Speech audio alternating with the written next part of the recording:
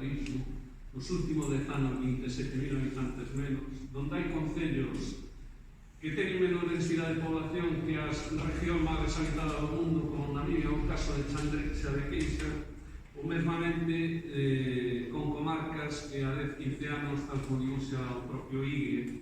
Instituto Galego de Estadística, van a perder en torno ao 30% da poboación. Falamos de Caldelas, da Baixa Miña, en definitiva de moitas comarcas da nosa.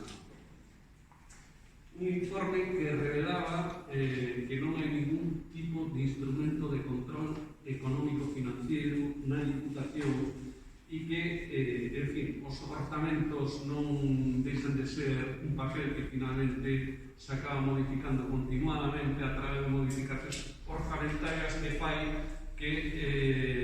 en fin,